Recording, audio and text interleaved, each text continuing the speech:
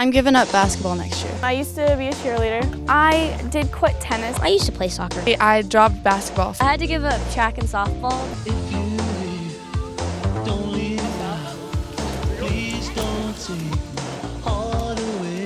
This may look like fun to you, but to many basketball, softball, and soccer coaches, this is a depressing scene, where this rapidly growing sport tends to feed on their players. Why are so many girls leaving other sports in favor of lacrosse? And are they making the right choice? Dobbin Perzano, lacrosse coach and U.S. lacrosse member, helps us explore these topics and more today on Clubhouse Gas.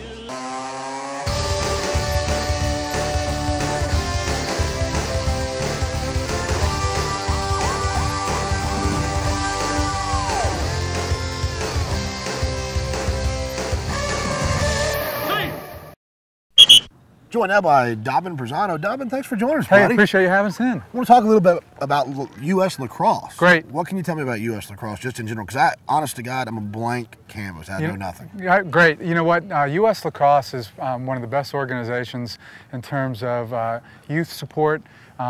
It's the governing body of U.S. lacrosse in the country, from the level of, like we're out here today with the national team clinic. We've got World Cup players that are out, but that drills down to college, the NCAA level, high school, and then down to the youth level as well. And I can tell you that the organization itself supports all entities of lacrosse at an outstanding level, and I can't say enough about the amount of support that we get at both the high school and youth level in this area. And it's obviously working what they're doing, because when I was in high school, honestly, I really wanted to play lacrosse. I saw it on TV one time.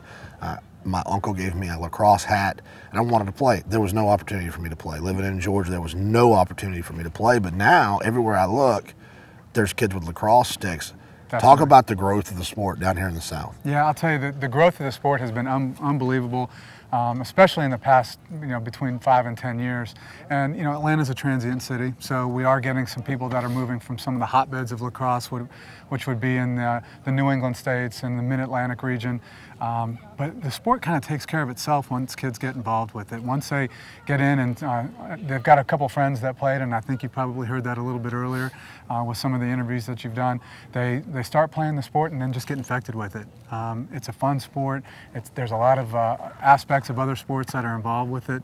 And, there's basketball, there's soccer, there's football in the boys' game, there's finesse, there's speed, there's endurance. So once kids start playing it, the sport kind of takes care of itself, and kids never leave it once they start playing. To illustrate the speed of growth that's happening now, tell the story that you told me earlier about your kids, you guys moving to Maryland. We're Atlantans. I grew up playing sports here like you. I didn't have an opportunity to play the game here in this area, and our kids were involved with the typical Atlanta sports. We had an opportunity to move up just outside of D.C. in Annapolis, Maryland, and we moved up there. And lacrosse is the only sport in Annapolis. You can't walk outside of your house without getting hit in the head with a lacrosse ball. And so the kids started playing it, and again, just like the story I had mentioned, that once they start playing, they love it. They got great exposure. The United States Naval Academy was ranked in the top 5 at the time. The World Cup, Women's World Cup, actually took place in Annapolis. Our kids were involved from an opening ceremony standpoint to being, ball girls and ball boys, and so it was great. We had a great experience, and then it was time to move back to Atlanta, and we thought to ourselves, well, it was fun. We'll get back. When we get back, we'll get back into tennis and softball and football and those type things. Got back to Atlanta, and boom, lacrosse was here.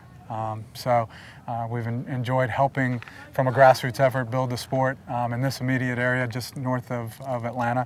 But across the metro region, there's a lot of lacrosse going on. So just in a matter of a few years, it had blown up to that point. Yeah. But does it translate? I mean, if you've got all these girls moving into lacrosse, and we talked to a bunch of them who are leaving other sports, soccer and basketball, where there are a lot of scholarship opportunities in college. Mm-hmm.